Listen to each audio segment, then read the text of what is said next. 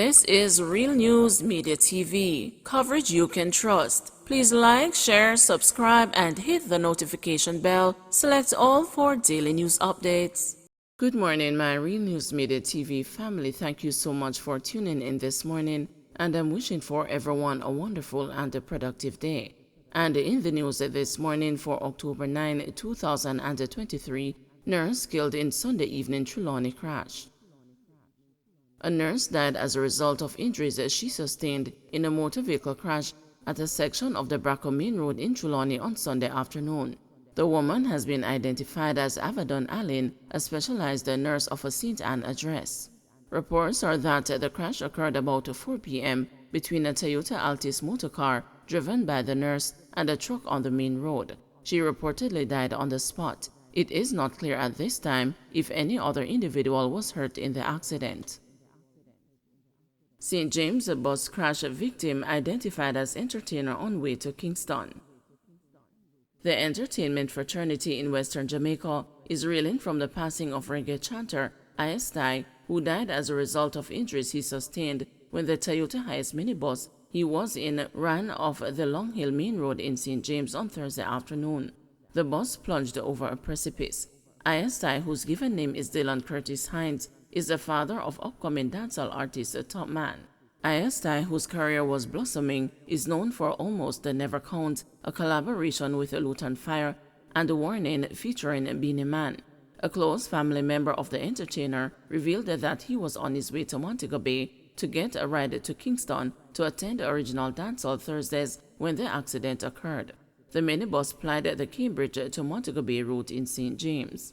7 injured passengers, including 5 students, were rescued from the ravine by first responders and were taken to hospital for treatment. Their current conditions are not currently known. Man hospitalized after allegedly attempting to steal motorcycle. One man has been hospitalized after attempting to steal a motorcycle from the Black River Police Station in St. Elizabeth on Saturday, October 7. The man's identity has not been released. Reports from the police are that about 3:40 a.m., a police officer conducting a routine patrol of the compound saw a man allegedly attempting to remove a motorcycle that was being held as an exhibit. The officer approached the man and a confrontation ensued, during which the officer shot the suspect. The injured man was taken to the hospital, where he remains admitted under police guard. Acting Superintendent of Police Coleridge Minto, head of the St. Elizabeth Division, is warning residents not to interfere with lockups, exhibits, or any other governmental property at police stations. He noted that under his command, 3 persons have been arrested and charged for breaching lockups. Investigations are ongoing. Chinese businessman shot dead in West Marland Robbery. A Chinese businessman was shot dead and one of his employees shot and injured by assailants who went to rob his establishment in Waterworks, Westmoreland on Sunday afternoon. The identity of the deceased has not yet been released. Crime scene investigators were at the scene of the deadly attack. It is not clear if the attackers managed to escape with any cash. The Westmoreland police are investigating. Troy Bridge dilemma. NWA says the private sector has not responded to tender to replace collapsed structure.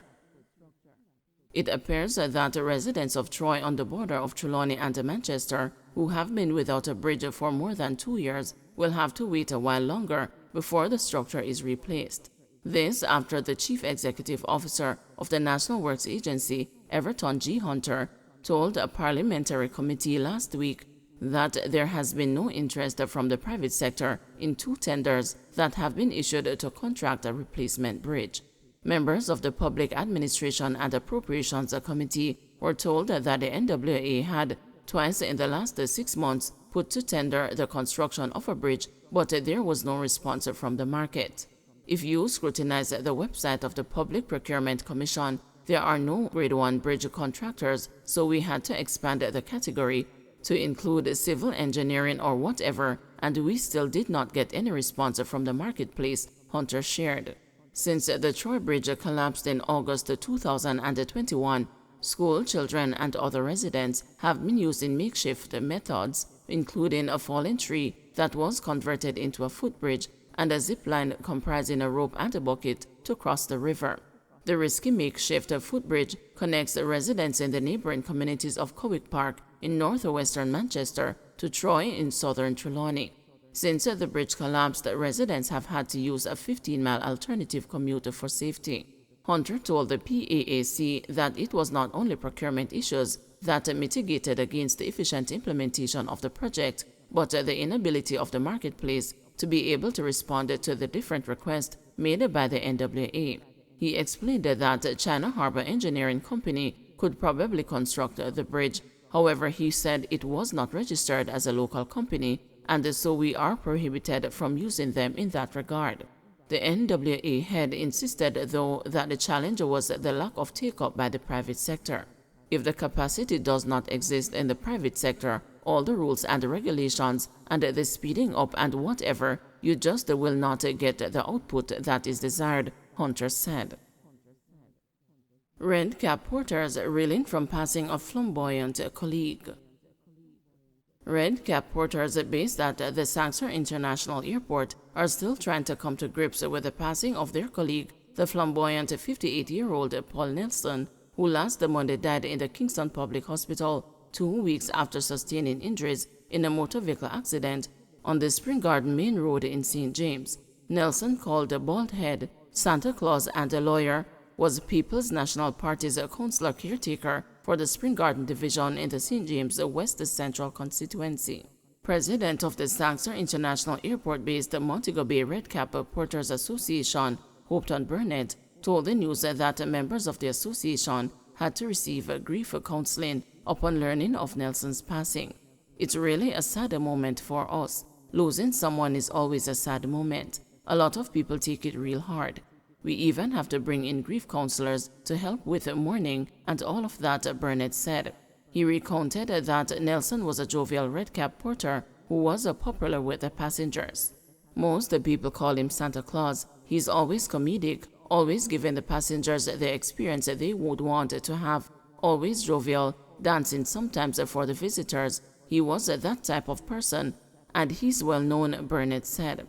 After he was involved in a motor vehicle accident, Nelson was transferred from the Cornwall Regional Hospital to the Kingston Public Hospital, where he succumbed to his injuries last Monday.